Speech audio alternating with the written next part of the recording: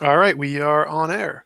So, Stephen, you run the Hellenistic Christianity website. Would you like to talk a little bit about what your site is about and what you do? Yeah, absolutely. So I am the author of Hellenistic Christendom, that was a page I've been running for the past few years now. I started it when I was about 17 or 18, so I'm a rather young guy. I just turned 24 in December. But my emphasis for that page is to kind of unite philosophy and theology, so as to say that Christians can look to philosophical resources to kind of build on their sort of rational and evidential reasons for belief, but also conversely respond to atheists as well, should they be struggling with, intellectual reasons for the faith. And so that's kind of why I started the page, and that's what I do. Awesome. So, I'm an atheist, and I believe there are no reasons to believe in a God. I imagine you do from reading some of your posts. So, would you mind telling me what some of the reasons you believe there are for belief in God? And I'd like to tell you my position on those, and I'd like to hear your thoughts on my position. Yeah, absolutely. So I basically have like a 2 or 3 minute presentation of basically an argument I want to put towards you, and so I apologize for the length of it, but I imagine when it's all finished, we can kind of get to talking. So, well, I guess to get on, as a Christian philosopher myself, I'm interested in starting points. There's a lot of value in these sort of conversations about which is known and unknown, to be first succinct and clear about where we should begin by way of procedure. So now on this point, what has always stood out to me, for example, in the introduction of your debates and conversations with theists and Christians, is that you usually make that kind of statement. As an atheist, I don't believe there are any good arguments, evidences, or reasons to believe that there is a God. But maybe we can start by hearing your reasons for why there is a God, and then I can offer my reasons for why those are incorrect, wrong, or my position on those reasons, or kind of however you phrase it. Actually, I remember watching your debate with Jeremy from Twin City Apologetics on the resurrection, and I noticed you made that very kind of phrase, and it sort of struck me. Because on the one hand, I think I appreciate the disposition you seem to impart to this kind of real and authentic commitment to atheism. After all, humans, I don't think, are mere cold-cut slabs of reasons and arguments. There's more to us than that, so to speak. But I think as good philosophers, we can approach truth, especially truth about God, in this, or we can avoid this kind of immediately polemic, sort of haphazard way. Um, Now, notice, I think this procedure, I kind of just wanted to point this out, but notice that this procedure immediately differs with the sort of presuppositional apologists you've had debates with in the past. I don't mean to quibble in the methods that have been chosen by Christians as to how they talk to atheists, but you'll notice that there's a distinction among Protestants who view the conversation of natural theology around the fall of man, so as to say that man has a theological context and that his mind has been corrupted, so he can't think certain truths. And so from the outset, I've already presupposed some theological commitments about you that you don't readily share. Now, Catholics, on the other hand, have done something interesting. They view natural theology from the standpoint of creation. And so what they do is they look at sort of philosophical examinations and mere sense experience to make observations, inferences, and distinctions based on what's immediately available to us. So in other words, I think despite you and I having atheist and theistic persuasions, we can agree on some general facts about the world. So where I want to start, long story short, is from the argument from contingency, which in one video, I don't know if you still feel the same, you said is what you consider to be the best argument for God's existence. I'm sure you can elaborate on that. But here's sort of my version.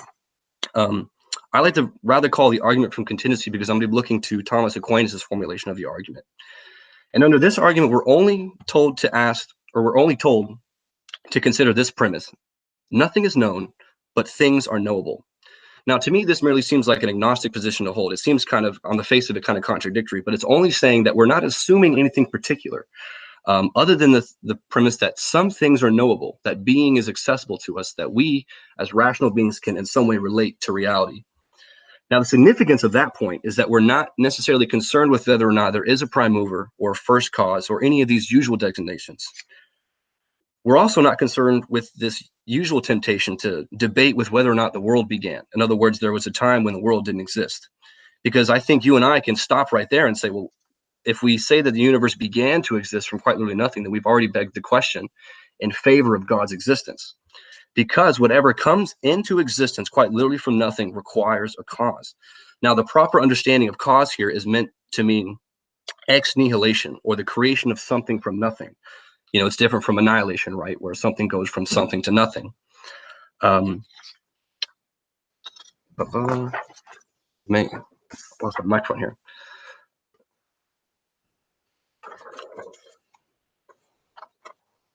Oh, can you hear me? Yes, I can hear you. Okay, sorry, I think I have a second. So, now, why couldn't this cause be a natural cause or a chemical cause, for example? Well, because natural science teaches us that causes in nature are really more like a kind of change. Hence, there's no natural cause that is the cause of existence or being. So, according to Aquinas, one important designation for a proper name of God is the proper cause of being. Essentially, that means that God is the cause of being, not of motion, not of change, not of patterns and things. We can argue about that stuff kind of later, but the only thing we need to think of is God being the exclusive cause or the proper cause of existence or being. Now, in the sacred theology of Thomas Aquinas, there's two major points being made. One is that God is the proper cause of being, and two, that only by faith does one hold that the universe began. Because it doesn't seem controversial to view the opening lines of Genesis, in the beginning God created heaven and earth, as something that's taken by faith. Aquinas is totally going to agree with you there, because he thinks that reason cannot decide the question with whether or not the universe began. So, as a student in theoretical physics myself, I'm willing to concede, as I hope that you are, that the Big Bang is not necessarily a theory for the universe being created ex nihilo. The Big Bang, if anything, best accounts for the universe at its present form, yet not its origin. Hence, there's a sort of teleological temptation that I think we can avoid altogether and proceed to something else. Namely, that we look at the universe instead of everlasting or without beginning or end. Because when we do that, we, first of all, avoid that question begging I mentioned before. But second of all, we take the metaphysically more difficult route, right? It's difficult because it's difficult for us to kind of consider. Now, given the existence of an everlasting cosmos, can we prove the reasonableness of belief in God? In removing this element of a beginning, we can now ask this question: how did matter become transmitted into the universe with which we are familiar? You know, things like poems, lions, Hitler and Mother Teresa, stuff like that. Now, the next step is to put this cosmological question on hold and look at the uniqueness of that name for God, right? Now, here I want to look at the ontological argument under St. Anselm. I kind of want to be careful here because I don't intend to offer a defense of it per se. But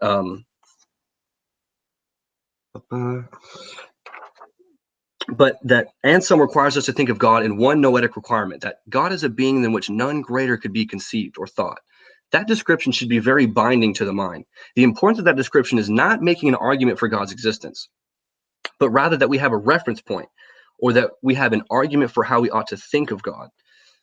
So Anselm was saying that God is the greatest that a being could possibly be thought, namely that we should consider him to be a supreme being, which we could call a proper name for God, just as the President of the United States is a proper name for Donald Trump. Now, Anselm was suggesting that if you're thinking of this being, you must be thinking of him as really existing, because if that being exists in your mind, then it is not the supreme being. Apart from merely thinking of God as existing, you must think of him as having an everlasting, enduring, and what Anselm called an unqualified existence. God as God can't be transient, passing from being into nothing. This isn't necessarily thinking of an attribute of God, but rather something essential to his character. So that if you and I are going to have this kind of talk about God, we have to kind of get that nature right, so to speak. Now,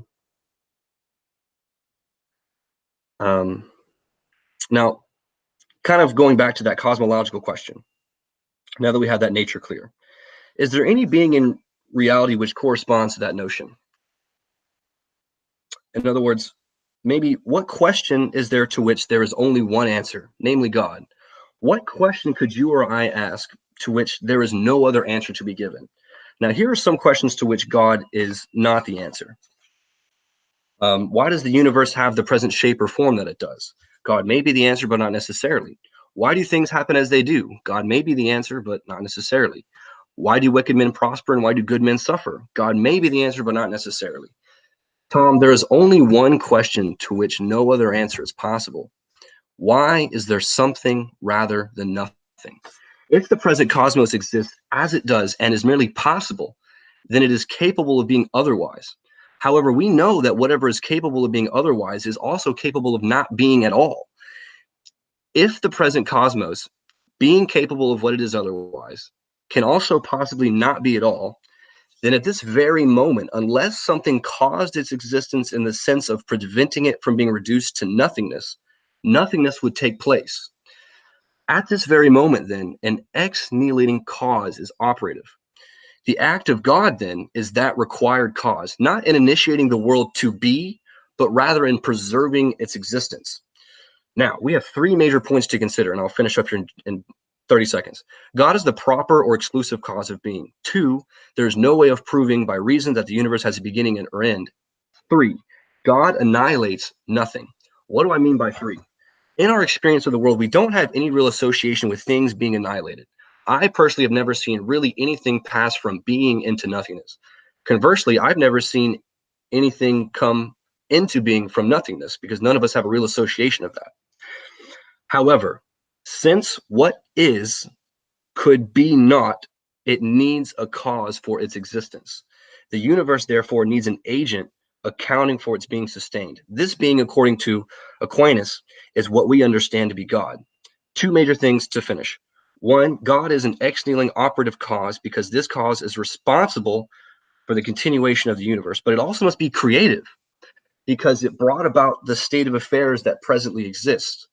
And what I think you get is this sort of personal, impartial picture of God. It's incomplete, albeit, but nonetheless, we still have a unitary being who's separate from the world, and other like attributes that we could kind of go over. But that's sort of my argument, and I was curious what you thought about that. All right, you asked at the beginning, do I still see the argument from contingency as the strongest for the existence of God? And I do. I agree that there has to be some necessary thing to ground all things that currently exist. Now, I don't think there's any reason to think that must be conscious. For example, it could just be an undiscovered natural thing that we don't know about yet. There's no reason to think that just because all currently known natural things are contingent, that all natural things are necessarily contingent. So there could be a necessary natural thing that we don't know about yet, like naturalistic pantheism, for example. So even though I grant there must be a necessary thing, that does not indicate the kind of God that you are arguing for. It just indicates some kind of either eternal or all-powerful or necessary thing that we don't know about. And then you brought up the ontological argument. From my perspective, the ontological argument is totally arbitrary because it's contingent on the ideas of greatness or maximal, which are just human concepts in our heads. The definition of what those actually mean, what is the greatest possible thing, is just totally arbitrary. There are philosophical arguments against the ontological, saying that, well, maybe the greatest possible being is one that can create the universe without existing. Therefore, the God who can create the universe without existing is the greatest, and so therefore God does not exist. And so simply by changing the definitions of greatest and maximally to just anything we can make up, it changes what the argument refers to. And so those arguments don't have any correspondence to reality. They're just arbitrary definitions in our head of what this greatest or maximally thing must be.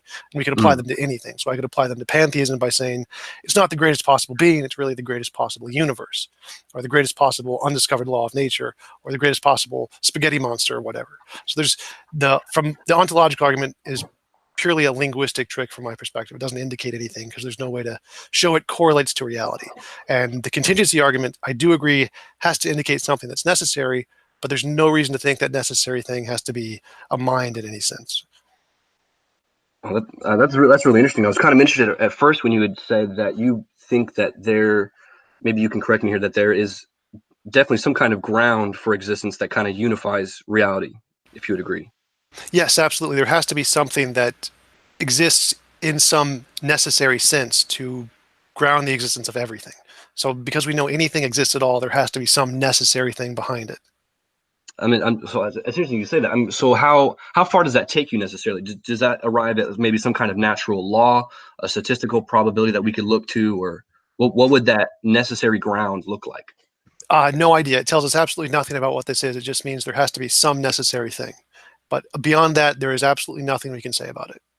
That seems like an important ontological admission, because then it seems to me that you aren't necessarily an atheist in that you think that there are no grounds that unify reality. I mean, you're just ultimately agnostic on the issue, if that sounds about right. Oh, well, I would, yes, say, because when I say I'm an atheist, that means I don't believe in a God, or there's no reason to believe in a particular God. So I define atheism as the fact that there is no reason to believe in a particular God. Okay. So there could be like a deistic God is definitely possible. I think there are definitely reasons against the Christian idea of a God, but there is absolutely some necessary thing at the grounds of everything. We just don't know what it is. Now, I tend to think that's more of a naturalistic thing than a personal thing. So I would lean more towards the naturalistic viewpoint of pantheism. Absolutely. No, so I guess my response then is that I tend on the surface to agree with you with your criticism of the ontological argument. As a Christian, I reject it myself because there is some value for it in how we think about God. But if we're going to argue from God's nature to his existence, we've already made a logical error. I believe, simply as a Thomist, that we can only argue from the effects in nature and God's existence to his nature. So it's quite literally the opposite. But what the ontological argument does is that it clarifies at least some concepts of God that we can dispel if we're going to be talking about the same thing. Now, what I mean by that importantly is that if we look at other worldviews, namely how God relates to the world, there's really only three major distinctions. The idea that God made all, in other words, that God is the supreme creator of the cosmos and he's separate from creation, or that two, God is all, such as a pantheism or panentheism where God and the world are synonymous. Or we have three, which I take it to be your worldview, which is that there is no God at all. And I think what we need to do then is look at the internal logical consistencies. And this is why I asked you about your, if you had a conceptual problem with theism, that, that maybe there's some definitions or some conceptual things that we could look at. Because actually I myself have some conceptual problems with pantheism and atheism. So I think if we look at those internal inconsistencies, we can dispel and kind of sort of reduce maybe a sort of minimal picture of theism. But I'm curious what you think on that. Maybe looking at the interior consistency of these worldviews.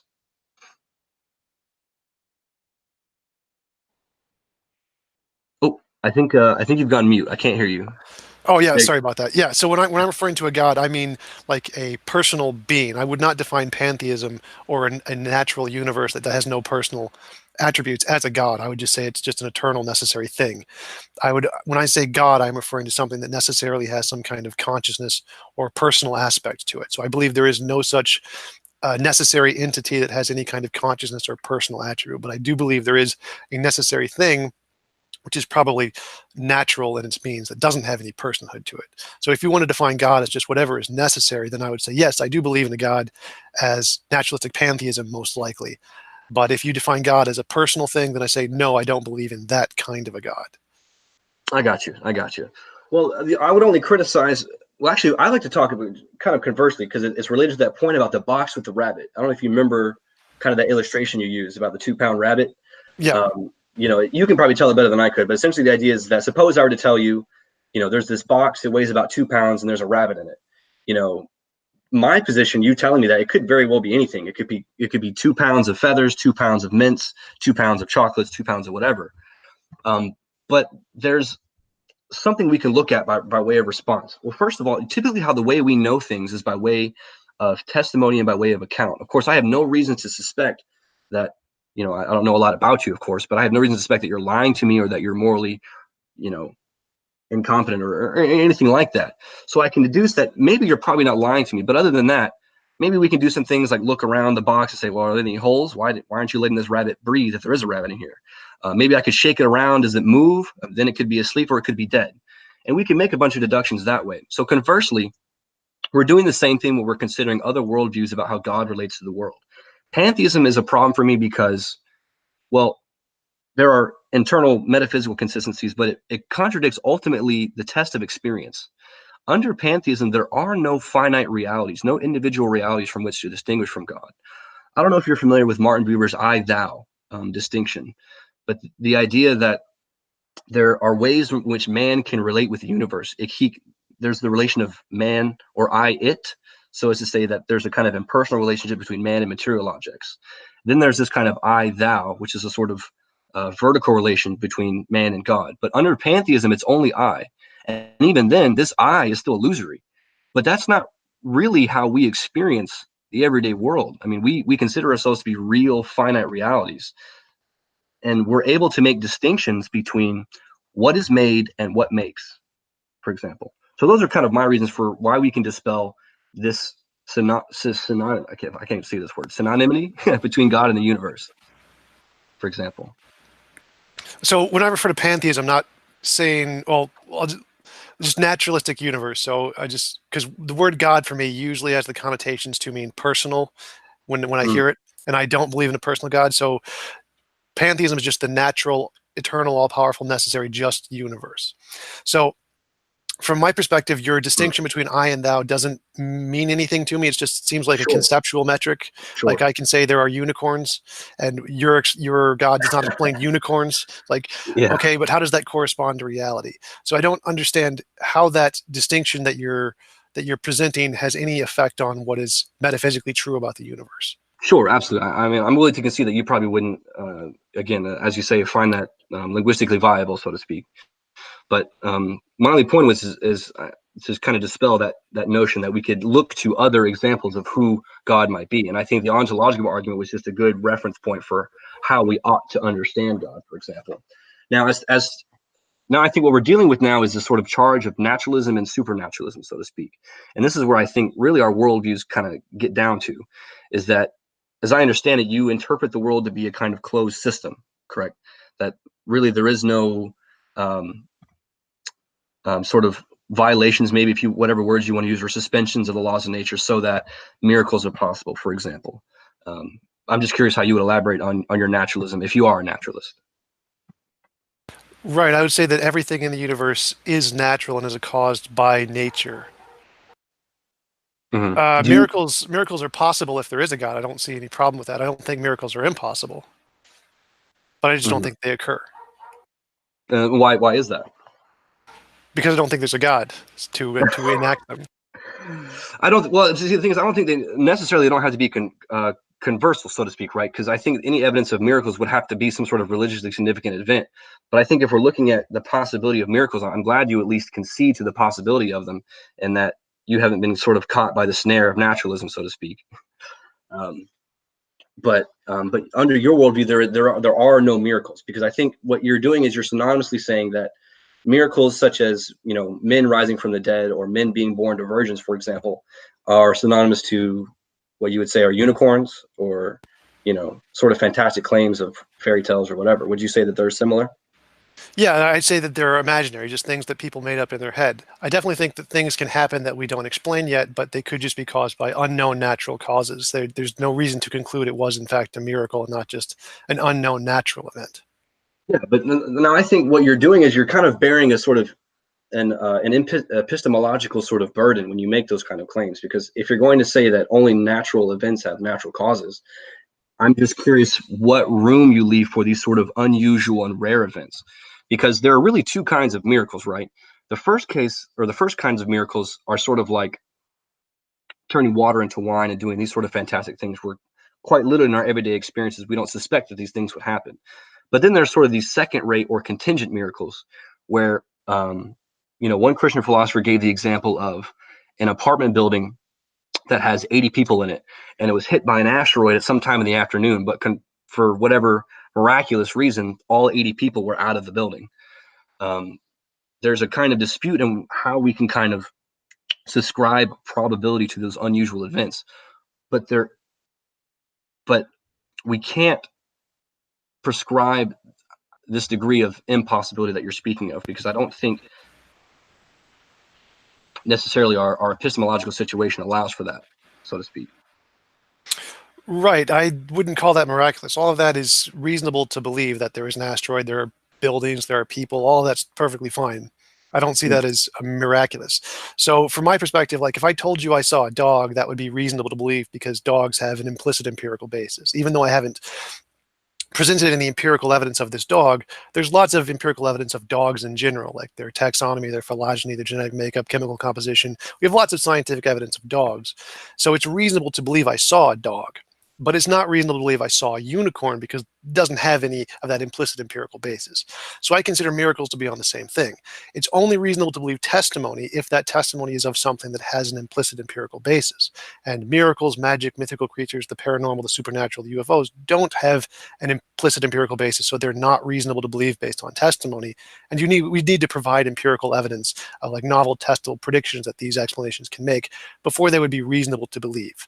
So miracles for me would be something totally possible. You just have to provide testable predictions of them. Like here is I believe in this God and he can renew limbs. So I make a prediction that if I pray to this God, he will renew a limb. Then it's like, okay, if I see this occur, yep, that's a miracle. Granted, we're good. But without that, just the testimony isn't enough. You need to have some kind of empirical testable predictions that you can make with it. Sure. You know, I mean, I get the suspicion that, I mean, you've already said it before, but if I were an atheist in your shoes, it seems that this conversation of miracles is quite meaningless unless we were to have this context of God that you were talking about. mean, of course, if there is no God, why are there miracles happening, so to speak? And it's quite meaningless to talk of miracles if there is no God. Maybe if we Well, can. just to clarify, it doesn't have to be a god. It could just be a supernatural entity could exist, or there could be a supernatural realm without a god that can still possibly perform miracles. But I would say in order to perform miracles, this being would have to be of such power that it could suspend it could really quite literally suspend the natural order, as if it were supposed to be working properly. In order for a being to kind of do that,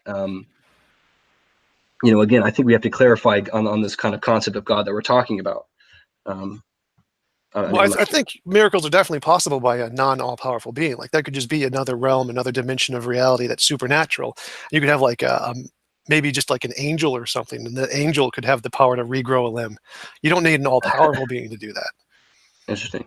Then I'm kind of curious. Then, just kind of I'm curious if you had reasons really for your unbelief that really appeal most to you. If there's, I don't know, kind of how you would phrase your unbelief in that respect. If there's, what account would you give? Well, epistemologically, there's just nothing that gets us to a belief in a God. There's no reason to believe in a God, just like there's no reason to believe in the spaghetti monster, or polytheism and many gods, or transtheism and something above a God, or panpsychism, and that there's just this fundamental consciousness that runs through everything. All of those metaphysical theories about the fundamental nature of reality are just totally unsupported. And so when you make a claim like there is a God, that claim you don't have the evidence to support that claim, and therefore I would reject it. That's the core of my unbelief. Now, so would you concede that ultimate reality is unknowable? Yes. Okay. Now, this is where I kind of asked you about Kant's distinction between the phenomena and the noumena, so to speak, right? That we can't really know the things in themselves. And I suspect that this might be an analogous way that you view ultimate reality, that we can't really have epistemological access to it, so to speak. So really what we're espousing is not necessarily that there aren't good reasons to believe in God. There may be, as Kant says, practical or moral reasons to believe that God exists, but there's no way of conforming to the way the world actually is. So I would challenge you on this kind of skepticism of ultimate reality. Do you not see a kind of maybe not contradiction, but a sort of fallacy that exists in saying, well, we can't have knowledge of ultimate reality? Because by way of doing that, you are making or qualifying a claim about ultimate reality. No, that would be a claim about my knowledge. I lack the knowledge of ultimate reality. It's not claiming that I can know nothing of ultimate reality, or it's not claiming there is nothing that is knowable about ultimate reality. There could be. There could be other methodologies to get us to ultimate reality. We could actually know things about ultimate reality right now. We just don't have the justification to show they're true. So it's not a claim about ultimate reality. It's a claim about human knowledge. Our human knowledge lacks the justification, for the time being, to justify claims about ultimate reality. Well, We no, could go ahead. Sorry. we could absolutely find a way to do it in the future. There's absolutely it's absolutely possible to get or find a methodology that can describe what ultimate reality is. But as far as I know, we have not discovered it yet. So I'm claiming that in human knowledge that we currently have, there does not exist a justification for ultimate reality. Sure, but it seems like you've made a distinction between the knowledge that you have of this ultimate reality and what everybody else is capable of this knowledge of reality. I mean, if you're conceding that there is maybe some possible method that we could have knowledge of it, do you concede that we could have it by way of reason? Sure, it's definitely possible, but I've never seen that. And as far as I have known in all of my research of all the different fields of human knowledge, no one has gotten that. Sure. Okay. But you would say, in, I guess, sort of your finite experience of the methods to access ultimate reality, you haven't found one in which is most tenable to you. Right, I'd say that no one in any field of human knowledge has found one, and that seems to be justified by all of the big problems and all of the big problems or big fields of human knowledge that support that conclusion. That none of these fields of human knowledge can justify those metaphysical conclusions, indicated by the big problems in those fields. Yeah, that's really an amazing admission, I think, to hear, because despite this debate's interesting because usually when I have conversations with atheists, there's sort of like a head to the wall sort of aspect to it where we're not really getting anywhere. But you make admissions that are actually really quite amazing to me. So far you've conceded that you're at least willing to concede to the possibility that there is knowledge of ultimate reality. It's just not available to you yet, which, as I understand you correctly, that's what you're saying. And two, you've also said that there's a groundwork for that unifies existence, so to speak, or there's a sort of ground of being, so to speak. You may not say being in the personal sense in which I mean it, but there's nonetheless a groundwork for morals, for example. You believe that morality is objective, and so on. So I just think that the proper metaphysical resources need to be available in order to get these sort of things out the way. And one of the ways that I think that's been done probably the best is through the writings of Thomas Aquinas, kind of through the philosophy of Aristotle. A lot of what's gone wrong in modern philosophy, to put it kind of succinctly, was really beginning with Descartes and this idea that we can come through knowledge of reality kind of through the self or through a methodic doubt. And this kind of seed of methodological doubt is what existed through, all the way up until the Enlightenment. So it goes through Locke, goes up until Hume, and eventually it has its sort of champion in Kant, where now we see this irreparable damage in philosophers of religion, theologians, and all kinds of philosophers in this sort of wake of Kant, so to speak. And so I think my goal as a Christian philosopher, especially on this Hellenistic Christendom page, is to sort of dispel sort of the reek of modernism that exists among philosophers today. And so what I think we can do is we can kind of go back to this knowledge of ultimate reality by a different procedure, so to speak. Now, with Aristotle and Aquinas, what you get is, again, a sort of partial, confused picture of God, but they're doing it by way of looking at the effects in nature, what's readily available to us by mere sense experience. I think you and I are willing to concede that all knowledge begins with sense experience. There, of course, I don't like to make the distinction per se between natural and supernatural, as I like to between empirical and rational. Well, just to object there, it doesn't begin with sense experience. It begins with experience, because you can have a priori knowledge just by thought experience, so not just moderate correction. Absolutely, yeah, no. So you can definitely be informed that kind of way, but think about this, for example. Suppose I were to ask you to think about the concept of a triangle as triangle. You couldn't do it. You could think of a scalene triangle. You could think of an isosceles. You can think of a green triangle, a blue one. You can think of a white background with black lines. Now, what you've done is you've qualified this concept in sort of empirical categories. And this is sort of what Kant is saying, but he gets it sort of wrong in a very snowballed kind of way. The mind is definitely informed by the senses, but the mind has this sort of superiority to have access to universals, to have access to necessity and possibility and the concepts of the like. And this is where I think a lot of Christians have pressed you, but not really hard enough, on this idea between the material and the immaterial, which I think you can see that there is a reality of the immaterial, but it's in no way personal, so to speak.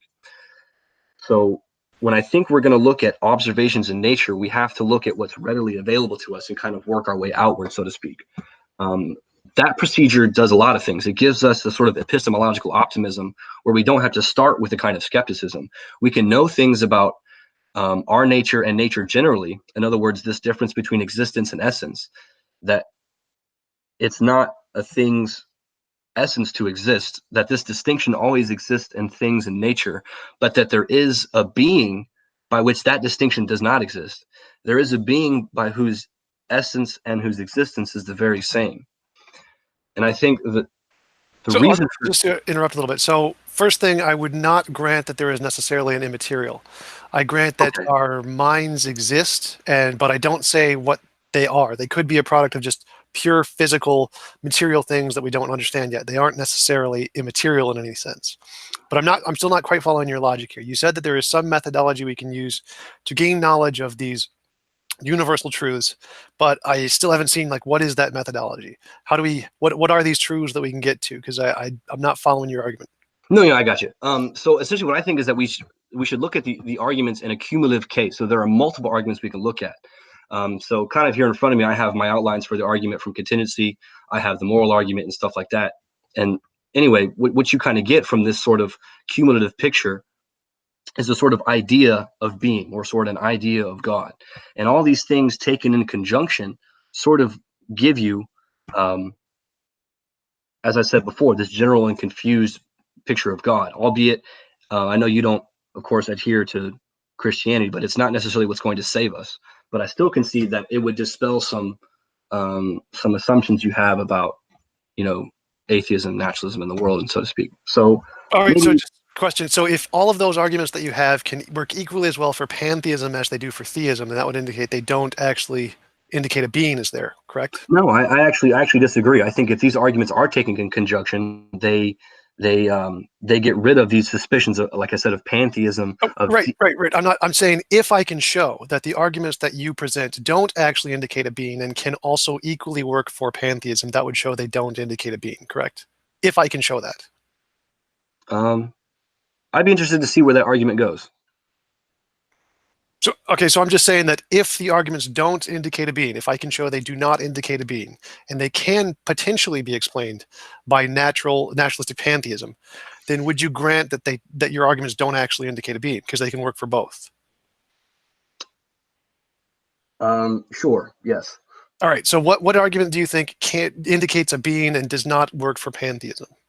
Well, again, like I say, it's not necessarily argument. It's sort of argument in the plural. Right. I totally agree. So I'm saying in the cumulative case, I can get every single one that you work in conjunction, individually and collectively, that you think works for theism. I can show also individually and collectively equally work for pantheism. So whatever you want, whatever combination you want, present them to me. Go. Sure. So the argument from contingency, you have a being who is independent, has real existence, exists in an unqualified sense. Then we have the ontological argument, who provides us with a sort of perfect being, or a supreme being, where God exists again in this unqualified sense. He's omnipotent, omniscient, he's unitary, he's personal, he's also morally good, for example. And then we also have the moral argument, which gives us a little more insight as to the moral or personal character of this cause. And then we also have some arguments from design, where we could suggest that God is a creative cause, that God has instilled order and design and purpose in the universe.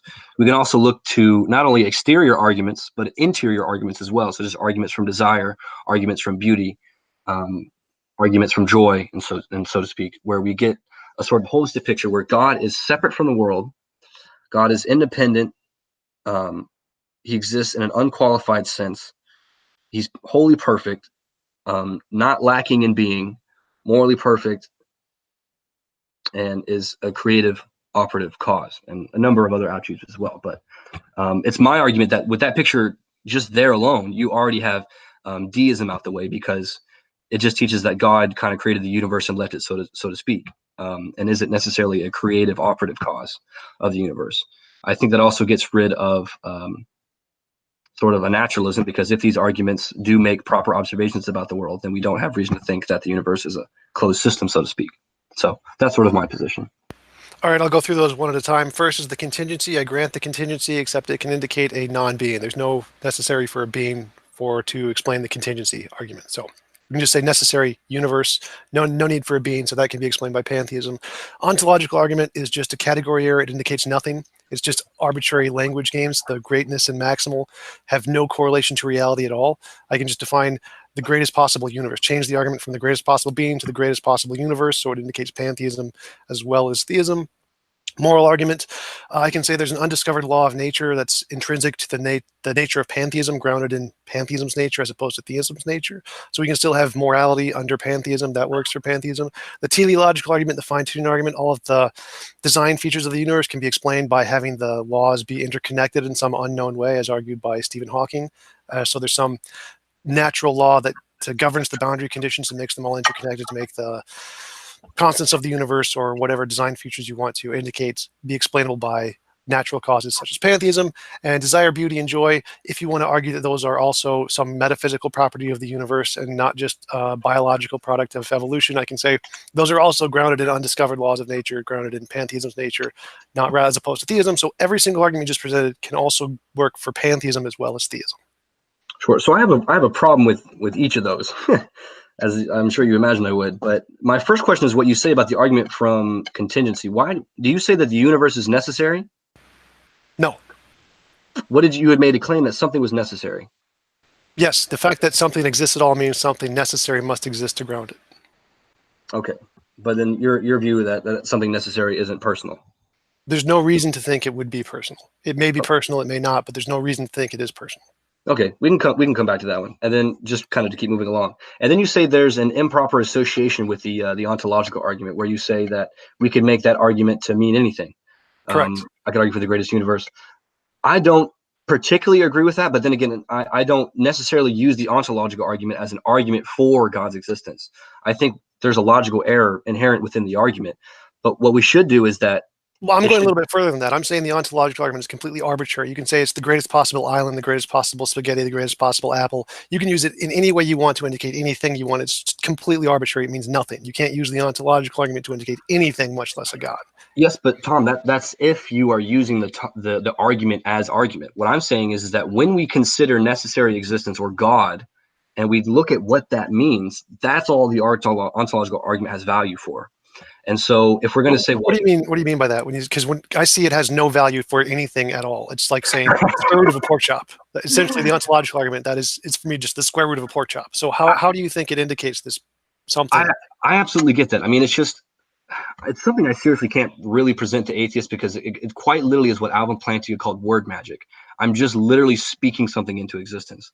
I think we can offer a better criticism than that, but all I'm saying is that the argument provides us with metaphysical resources for thinking about God as God, and that's all we should. Sure, because if you read chapter 2 of his Proslogion, chapter 2, 3, and 4, chapter 2 is where you see kind of this popular formation of the argument where he's saying, okay, we're thinking about God. He's the greatest that can be conceived. Does he exist in the mind? Does he exist in reality? And so forth. You're talking about Alvin Plantinga's modal ontological argument? Not his modal. No, not that one. I'm talking about Anselm's argument. So these are in different terms. Now that's Proslogion 2. Proslogion chapter 3 says that not only is this being necessary, but he cannot be thought not to exist. So what he's doing is that he's elaborating on a sort of philosophical concept of God. And what I'm saying is we can extrapolate that data and just use it as a sort of notion or a reference point for thinking about God. Not that we should think about God as actually existing, but that when we think of God, we must think of him as having real existence. Now that real is a metaphysically packed phrase. It's just essentially meaning that God has a distinction in his existence between you or I do, for example. There's a distinction also in how islands exist as to how universes exist, or whatever other thing or whatever other factor we want to put in the argument. It only functions, it only works when we consider God into the equation, because God is the unique being, which is what the ontological argument is saying. Right. So I'm with you so far. The disagreement I have is that you can claim anything is necessary, and you can say there is this greatest possible apple, and this apple is the necessary thing, and by your definition, the apple is then God. No. So your definition of God seemed totally arbitrary there. No, I got you. But see, that's fine. We don't have to conceive. I'm not saying that whatever we claim is necessary, because anything that has the possibility of not existing cannot be considered necessary. But God is the only unique necessary being. We are not talking about necessity in terms of anything else except for God. Right, and I can just say that's totally arbitrary. I can define God as pantheism. I can define God as an apple and say this is the necessary thing. So there's no connection there between those two parts of the argument. It just seems to be an assertion. I wouldn't concede to that point, because the ontological argument, you're probably correct, doesn't give us any informed content, so to speak. I'm having trouble hearing you. Did you drop the mic again? Can you hear me okay? Are we good? Yeah, you're good. Okay, sorry about that. So I don't necessarily take it that the argument is giving us an informed content, so to speak. All we're getting is a mere reference point. I'm not really trying to get you to concede that if God exists, this is the way the world's going to be. I just like you to kind of concede to a sort of reference point or a nominal definition of God, that if God exists, whatever that means, that he is a necessary being. With you, agree so far. Agreed. Necessary. Yeah. There has to be a necessary thing, not a necessary being. A necessary thing. So I can grant that as the reference point. What else? Now, not necessarily thing, so as to say that it's impersonal, but that it is a being indeed. That part I do not agree to at all. That seems totally arbitrary and ad hoc. Okay. Now, is it because if you concede that there is a necessary being, then that we're somehow conceding that God exists? Is that what you're saying? No, I'm saying you have no grounds to conclude it's a being whatsoever. It's just made up. Like I can say, oh, well, I know it's an apple because of reason X, Y, Z. It's just totally made up. There's no grounds in human knowledge that can justify us saying anything about what this necessary thing is. We just know there is a necessary thing, full stop. We can't go any farther than that. I agree. Now, but this is where the difference is. That's only if I'm asking you to actually think of God as existing. I am only asking you to think in terms of being. What would, Tom, what would the greatest possible being look like? Now, that's a very speculative question. Being that you and I are two different subjective entities with different philosophical interests, we might answer that question in a different way. But what Anselm is saying, you can only think of God in one noetic requirement, that God is the greatest possible being. God is the greatest being that could be conceived of. Now, what that looks like, we can kind of work through that. But all I'm trying to get you to concede to is that as long as we're talking about being, whatever that may be, and we're talking about it in context of necessity, the ontological argument just gives us a framework, so to speak. Right, and I'm with you, except I'm completely rejecting the first premise. God is not the greatest possible being. That's just totally arbitrary. God is a necessary thing. I can grant that much. Full stop. Anselm's insertion of that being, totally arbitrary, totally unsupported. He's just wrong. Okay. Well, just curious, why do you think that God is not the greatest possible being? I grant it's the greatest possible necessary something, but to conclude that it is a being is totally ad hoc. There's nothing to support that. So my argument is there is nothing that can get us to it as a being in any sense. I can grant, if you want to say there's a greatest or maximally something, totally agree, totally with you. Has to be necessary, totally agree, totally with you. Being, no. There's nothing that supports that. I got you. So let me just ask you this kind of weird question. Do you think? Actually, just to interrupt. So if you said there is a box that is blue, and we're looking through a colorblind filter, I can agree there's a box, but I can't agree it's blue. That's essentially the same argument I'm making: is that there is no justification to conclude this necessary thing as a being. Therefore, I cannot grant it as a being. Absolutely, and I would concede that we wouldn't even need to go that far. But I kind of want to ask you this sort of strange question. It's kind of like a Platonic or a Platonist sort of question. Do you think, in your own mind, if it's greater for a cause, whatever it be a mind or not a mind? Neither has no value at all. The minder is not greater or lesser. It's just an arbitrary factor. It has no better or worse metric at all. Sure. So it's like saying, is it red-haired or brown-haired? Like it's not has nothing to do with greater or lesser. It's irrelevant. Like okay. Would you concede that there are some things in reality that could be graded in terms of greatness, more or less better? Or, for example, we can take two goods, for example, and say, okay, this is the greater good and this is a lesser good. Do you think we can make those sort of viable distinctions in reality? Yes, we can definitely make comparisons between more and less in different fields of reference. We can say one action is more moral than another action, or we could say one fence has a greater mass than another fence, or one house is bigger than another house. We can definitely make those kind of gradient comparisons. Okay. Now, insofar as we're in this ontological sphere, would you say, for example, that a human being, a human person, let's say an infant, is a human infant greater than, let's say, a log? I have no reference point to conclude that. It seems like a strange question, but this is precisely what the Platonists kind of want you to think in terms of, that reality can be graded in terms of this kind of being. And so that where we fall on this sort of hierarchical spectrum is somewhat on the lower end, because we have rational powers, so to speak, but we don't have sort of the unlimited capacity or the unrestricted capacity that God has. By consequence, think about Aristotle's discussion of plants and animals. Plants are probably on the lower end of the hierarchical spectrum because they only have vegetative powers. They can move and be animate, but they can't, for example, be bored or satisfied and stuff like that. Whereas, for example, cows, on the other hand, they have more than mere vegetative powers. They also have, sort of powers to do some sort of deliberations, to make some kinds of decisions and kind of do whatever. And then there's also man, a little bit higher, who's the rational animal. So what did you call that? You said it was Anselm's what? Because he has this criteria where he's saying this is greater than this. Now, what is this criteria he's using? What is the measurement? You said it's something like unlimitedness or something? Yeah, so unrestricted, that we have a restricted reality and God has an unrestricted reality. Right. So this criteria that he's made up in his head for me is totally arbitrary. I can say that I make up a different criteria. The greatest possible thing is the one that has the most restriction. And that could be in either of these two criteria that we come up with, the most restriction or the least restriction. We have no reason to believe one of these is more accurately representative of what the true nature of reality is. It's just totally made up. There's no Yeah. correlation between this criteria we've made up and what actually describes reality. That's Yeah. the problem. So these things that Aquinas is arguing for are totally made up. There's no reference to say his definition of what makes something greater is actually true and corresponds to reality. Yeah, sure. No, I mean, I agree. The thing is, I agree with you. It's just that I don't want to move any further than so as to say, is this God exists in a real sense? But we have to think of Anselm in sort of his philosophical context, because remember, he was a thoroughgoing Neoplatonist.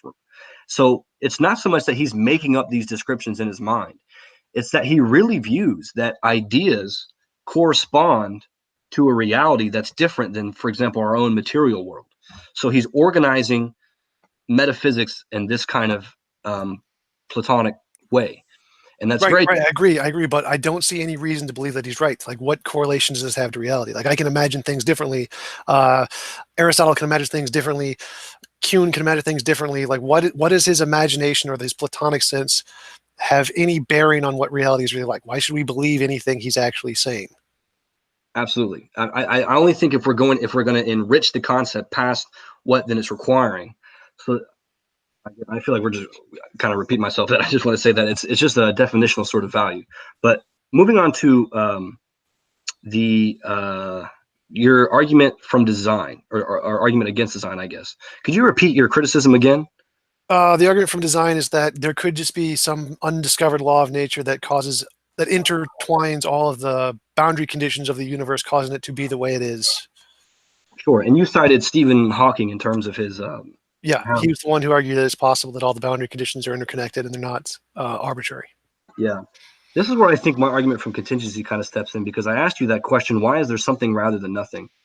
Because, you know, I know you can't see my picture, but here behind me, I have a whole shelf full of Stephen Hawking's books, and it's just interesting going through them, and you'll find that what he's doing is he's kind of giving you a holistic picture. I mean, of course, it's all within the realms of theoretical physics, probabilities, and all that entails, but he is not necessarily giving you why is there something rather than nothing. Now, that's a very important metaphysical question, because, like we said before, whether or not the universe began to exist, we still are faced with the question of why is the universe the way that it is, and the features of experience contained with within that universe. Such tells us that to exhaust the picture, we're not going to do that by way of mere, sort of natural explanations and all that. So I would kind of press you on that. Why is there something rather than nothing question? What is your take on that sort of perennial question? Right. Stephen Hawking does not talk about why there's something rather than nothing. He's talking about purely the naturalistic, demonstrable explanations of what's in the universe. And his argument from the boundary conditions is saying that whatever caused the universe to be what it is could itself follow certain laws. And I'm saying those laws could be pantheistic. So something prior to the universe that is natural, an undiscovered natural thing that is necessary, that created the universe. Sure. But are you now? Is it your suggestion that these laws are creating something? Laws are descriptions of how something operates. They are not actually a part of the thing itself. So there are laws that describe how naturalistic pantheism operates. It's nature. These laws describe its nature, and its nature resulted in its universe. Absolutely. I 100% agree. But now the question is, this is because, of course, we can talk like scientists and elaborate on, descriptive laws, prescriptive laws, and so forth. But the question then is, are these laws necessary? This is where we have to be philosophers and kind of look at the seriousness of that question. Why is the universe as it is now, as opposed to something different? And I think my second degree is in theoretical physics, and any good I'll just physicist. try to preempt you. None of the laws of our universe are necessary. The Sure, I laws. agree. So Yep. when I'm saying there is this pantheism, pantheism has the necessary laws. Pantheism is the necessary thing. Nothing in our universe is the necessary thing. Our universe is a result of that necessary thing. Sure, but it's not truly a result as you would understand it. It's synonymous with the universe, correct? No, not necessarily. I'm saying that pantheism can be a separate entity from the universe altogether. It created the universe. Uh, So kind of like the multiverse theory, how there's this some fundamental thing prior to the universe that creates lots of different universes? Sure, sure. But again, I think with that question altogether, I mean, there's a lot of Christians, there's a lot of atheists who like to argue for the multiverse, but it's Right, my I'm not arguing for the multiverse. I'm just using of that as an course, no, example. of course. I'm just saying that ultimately we should be agnostic on this question, and I agree with you that of course the laws of the universe are necessary. I just think it's the picture that you're painting that's a bit of a problem, because we still have the nature of experience that is sort of contradicting what's going on here. How is that a problem? Yeah, for me, there's three criterions for looking at a worldview. There's the test of reason, the test of experience, the test of practice. For me, this sort of pantheism that you're talking about sort of violates the test of experience, because we have no reason to suppose that persons, whatever conception you've made of this pantheism, would emerge under this naturalistic sort of assumption. I have no reason to think that mind, however much time you give chance, will arise, or how much time you'll give matter. Right, but I can just say there's this law in nature that causes it to be a necessary result, and so now we do have a reason to think it will happen. But it doesn't seem to me that that's necessarily the case, because in one video I remember you made the claim that, for example, you were debating the moral argument, and you had asked, well, why couldn't there be some kind of undergirding super law where it's sort of non-personal and it takes persons to translate it into this kind of meaningful substratum, so to speak. And then you give the analogy of, well, think about hydrogen and oxygen, so to speak. If you have them together, you won't necessarily get an ocean, but if you put them together enough times, you'll get an ocean eventually. Right. No hydrogen or oxygen molecule has the property of ocean, but if you put enough of them together, you will get an ocean. Sure. I think the analogy sort of falls because, of course, if you put hydrogen and oxygen together incorrectly, you get hydrogen peroxide. So it's very different from drinking water, so to speak. So I think we need to look at a different sort of way to view this sort of transfer from persons to, let me back up a bit and try and qualify this argument. So you say we have reason to believe a God will create minds because God has some kind of moral property that makes him inclined to make minds, right? Not moral property. It's because that God cannot bestow on us what he doesn't already have. So God being a mind creates... Okay, but there could be a God who doesn't want to create minds. There could be a God who just wants to create black holes or pink unicorns, and it doesn't care about minds at all, right? So there's some particular property of your definition of a God that makes it inclined to believe, or for us to believe, that it will create minds, correct? I suppose so. There's a possible universe where God could have created, those scenarios. Right. So I'm saying the same thing. We can have this pantheistic thing, and we can assert that there are many different kinds of this pantheistic thing that there could be, and maybe it'll just create a universe of black holes. Maybe it'll just create a universe of unicorns. But we can suppose or make up a law that exists in this thing that'll give it the predisposition to create minds, just like you believe that God has some property that gives it the predisposition to make minds. Are you now this naturalistic pantheism? Are you yourself synonymous with whatever this groundwork is? Am I synonymous? What? I know that sounds quite strange, but quite like, are you asking if my mind is naturalistic pantheism? No, that'd be kind of cool, but no. Are you asking if I am a naturalistic pantheist? No. So naturally, I understand your kind of pantheism as a sort of form of monism, where reality is one, right? There are no distinct parts in pantheism, because really in pantheism, all is one. No, I don't make any kind of specific definition there. Again, I'm an atheist. I don't believe in pantheism. I'm just using pantheism as an alternative hypothesis to theism to show all the arguments can work for both. So I would not subscribe to monism or say that pantheism entails monism. Right. So I'm just trying to, of course, I know you would describe yourself as an atheist, but this is why I'm kind of keep raising problems against this sort of pantheism view, because I think it has a sort of internal inconsistency, and that really we should be working kind of elsewhere, so to speak. Well, just to address that internal inconsistency argument, like I can say the same thing about theism, and Hindus say the same thing about theism, and Christians say the same thing about Hinduism. You can say there's an internal consistency in anything, but that's just completely arbitrary. It's irrelevant. Unless you can actually demonstrate it with some kind of test, your interpretation or your feelings about it being a contradiction are irrelevant. So the fact that you think it has a contradiction isn't actually a contradiction. Well, I mean, and that's not necessarily how I'm phrasing it. So I'm saying that, for example, one kind of blowing criticism to monism is this idea that there are individual finite realities. And That's our experience. I mean, I can grant that. I have not in any way argued for monism. There could be a pantheism that has completely different kinds of state, like a dualism, and I'm totally okay with that. Oh, of course, but I just want to kind of narrow down the possibilities, so to speak. I don't want to associate you with it, but I'm just saying that we can kind of get rid of these misconceptions of God, of what I mean, because it's your view that no matter what argument I use, how many of them I put together, we could equally put in a different picture, a different way in which God relates to the world. Right. I'm trying to do it in the simplest way possible. I'm just saying we can take whatever you think God is, remove the consciousness, and it'll still work. But I don't think so. Right. So give me any reason why not. Just explain why only not. because, well, one of the big reasons is because of how we experience the world. First of all, you and I are you keep brought that up several times, but I still don't understand your argument. How does our experience in any way indicate that there is a being or of some kind or consciousness behind it all? Yeah, because you and I are persons. We're conscious persons. We can make deliberations, we can make decisions, and we're moral creatures as well. Not that we can learn moral truths about the world and we can relate them to ourselves. Not only is the universe knowable, but we can relate ourselves to that knowability. And it's surprising. Well, that seems like an anthropogenic or anthropogenic fallacy where you're just saying, well, we have these properties, therefore the universe must have these properties. No, I'm not saying that. I'm saying that we have these properties despite me being a theist or you being an atheist. So we have a way of looking at the world that's the same, so to speak. We can speculate on the metaphysical differences, but otherwise, what's going on between me and you is the same.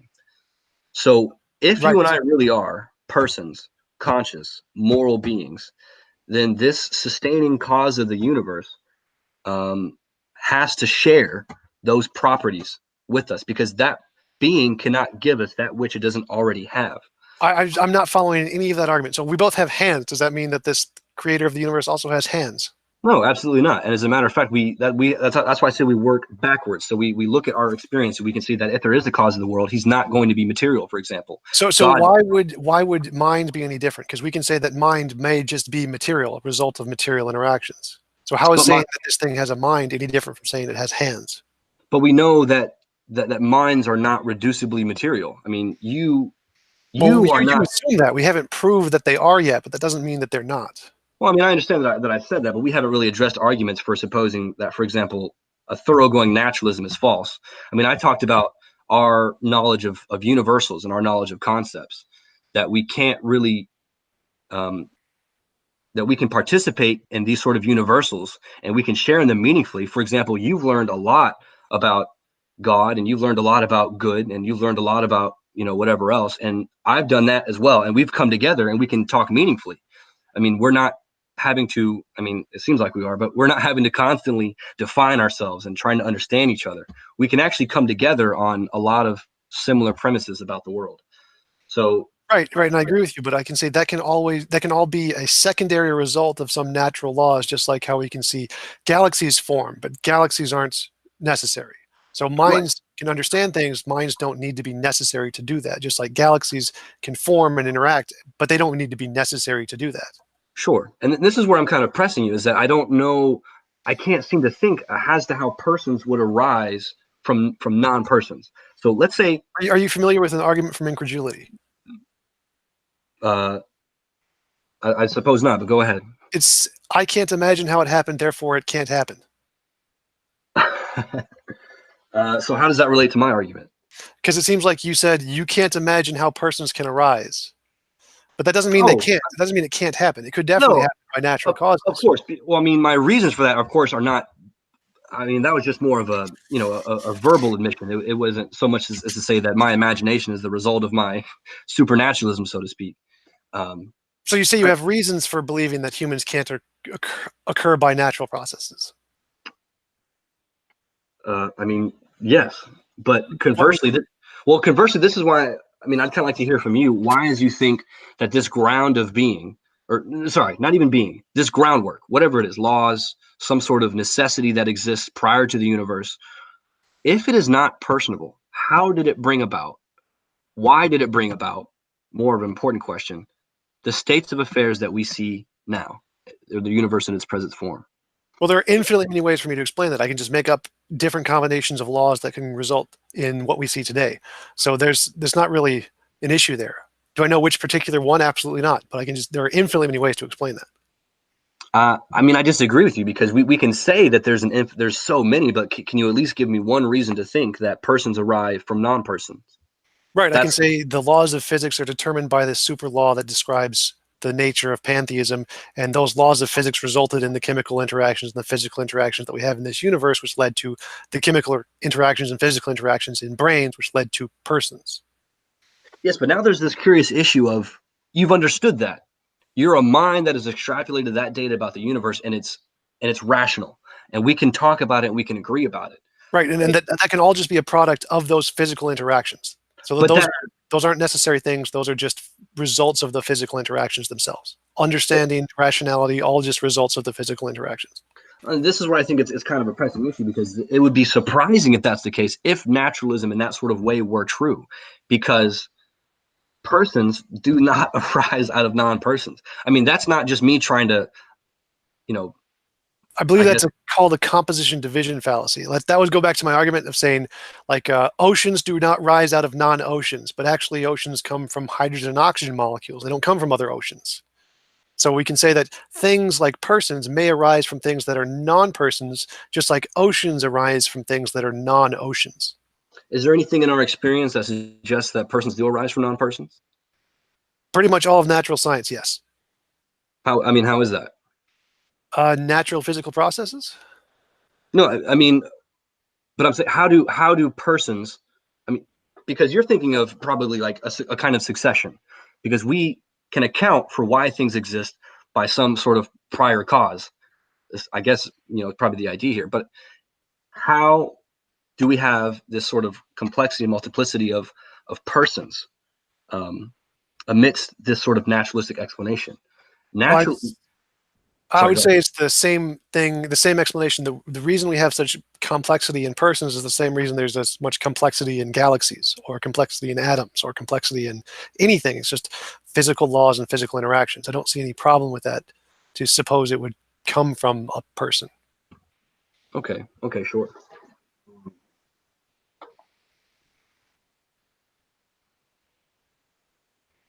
Like, what I would ask you, why do you think it would require a person? It's really just elaborating on that kind of notion of the cause. So when I say we look at the arguments and we kind of elaborate on that concept as such, that one important principle that I'm looking to is that the cause cannot bestow onto its effect that which it doesn't already have. Right. So So that really seems to me like a composition division fallacy. How is that different from my argument that oceans can come from non-oceans? Like hydrogen and oxygen molecules can combine in such a way to produce an ocean and give it a new property that none of the hydrogen or oxygen molecules have. So why can't we apply that same thing to the universe or to persons and say persons are a result of something that is not a person, just like oceans are a result of something that isn't an ocean? How are those yeah. different? So there I see a confusion in the terms of cause, because under the hydrogen and atom or the hydrogen and oxygen sort of scenario, what we see is a kind of change. It's not necessarily that hydrogen and oxygen have quite literally created water. It's so as to say that the kind of relevant factors and conditions that have taken place has brought about water. Now, what I mean by God as cause is something quite literally different. God has quite literally brought the universe, or as my argument said, is he's sustaining it continually.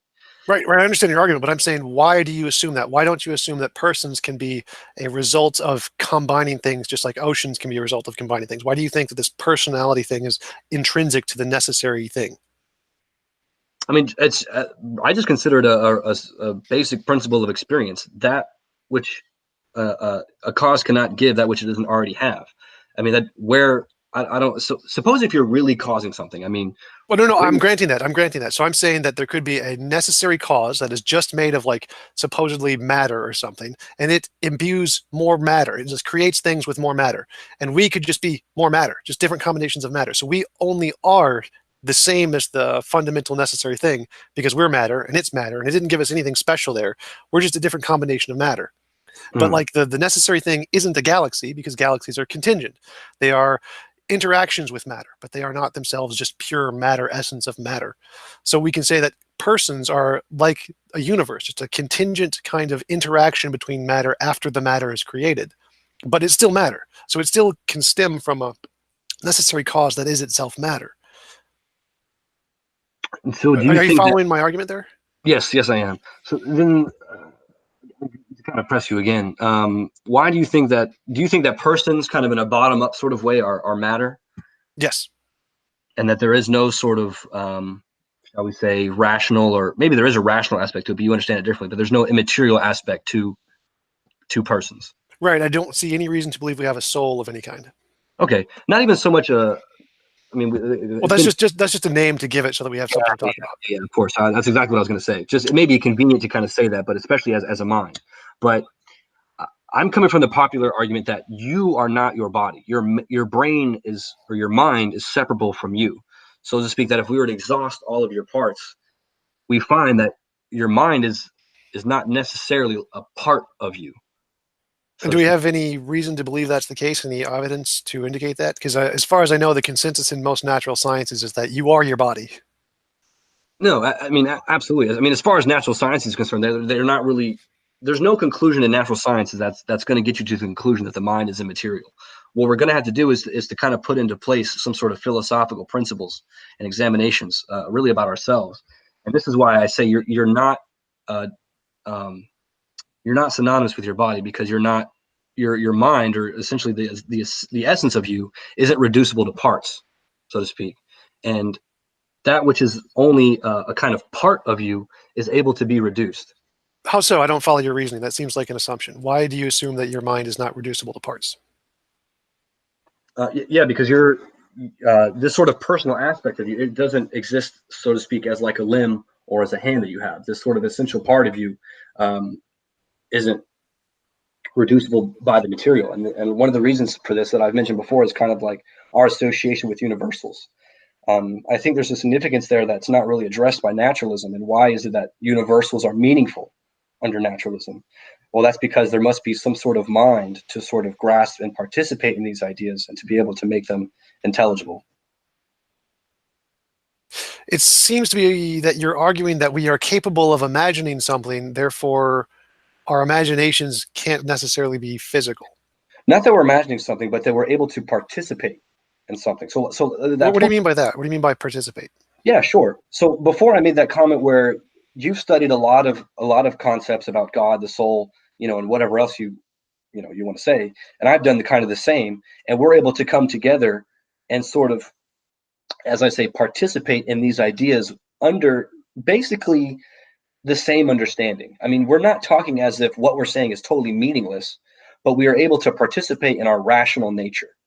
And this rational nature is not like a limb or a part of your body that can be taken off or removed.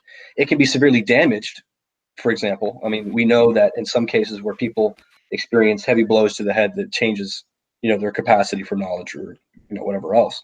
But what I'm saying is that there's a very essential part of you, essential part of everyone, that's a common fact of experience, that we have rational natures.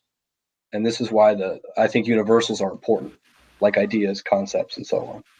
Do you believe that computers have this rational nature?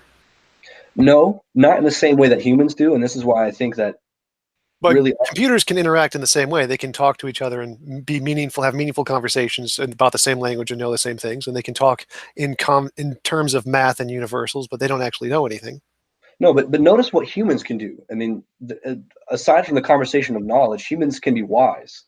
And wisdom is sort of being able to take this sort of this holistic sort of knowledge and to be able to extrapolate a position. It's able to think about the resources that we're talking about rather than just merely have knowledge, because all computers can do is really just gather more information. But of course, you and I aren't merely doing that. We're able to think about the information and take a position towards it. So there's this subjective aspect that's totally lacking in artificial intelligence, for example.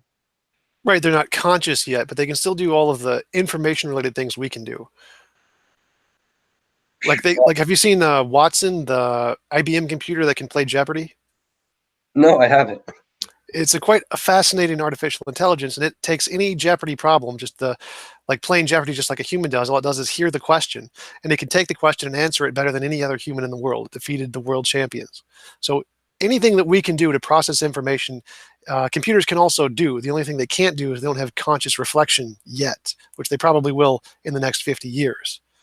Which I personally, as a philosopher, I don't think they can do that because, like I said, this is only in context of knowledge. I mean, of course, they can have a lot of information, but for example, a computer will never be able to tell you whether or not Johann Sebastian Bach's St. Matthew's Passion was beautiful, or whether or not their taste of Cabernet Sauvignon from California was an aesthetic experience. They can tell you the facts of what's going on before them and just give you information, but they can't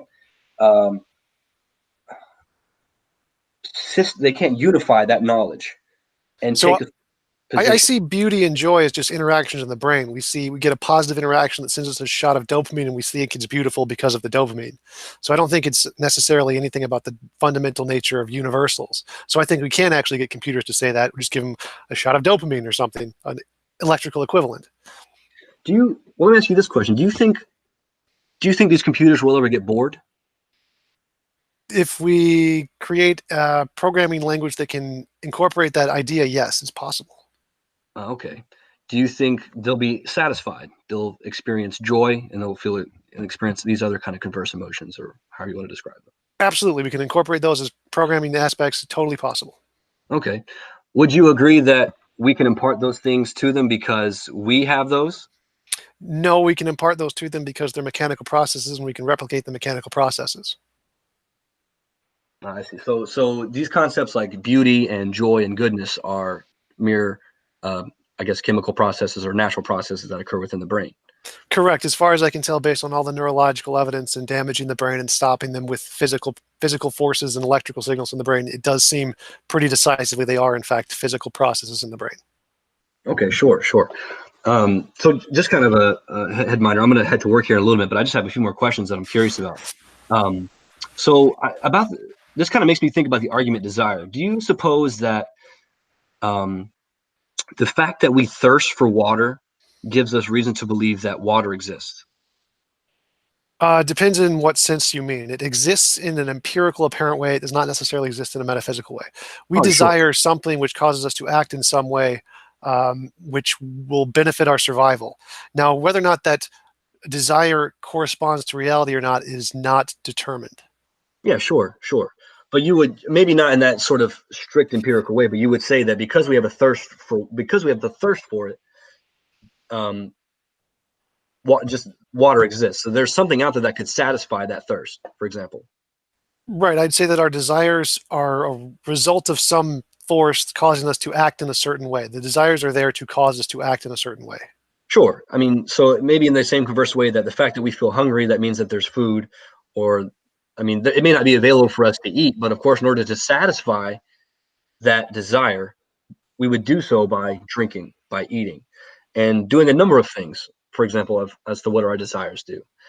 So now suppose that kind of question I made earlier. What about when men are bored, or when they aren't satisfied, or when they feel that things in life aren't quite what they're supposed to be? In other words, man isn't content.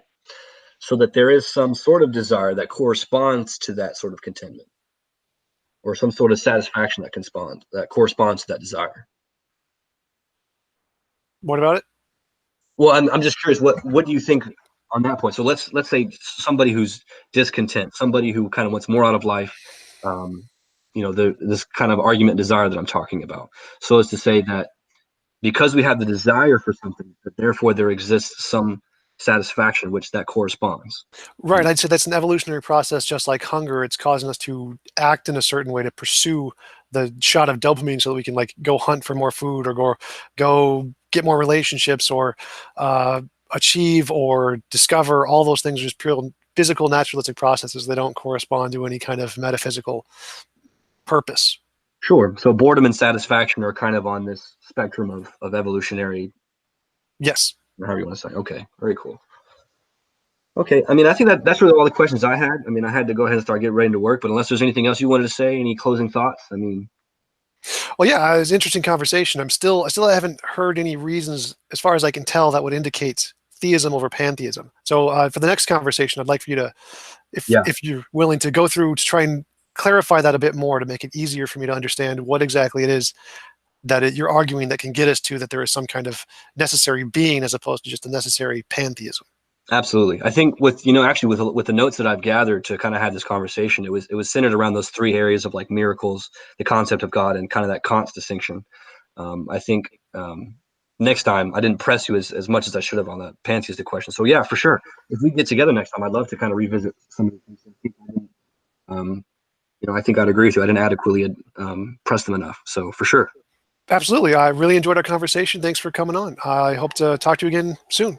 Yeah. Thank you again for having me. I really appreciate you for reaching out. So thank you again. Of Yep. course. Have a nice day. You as well, sir. Thank you.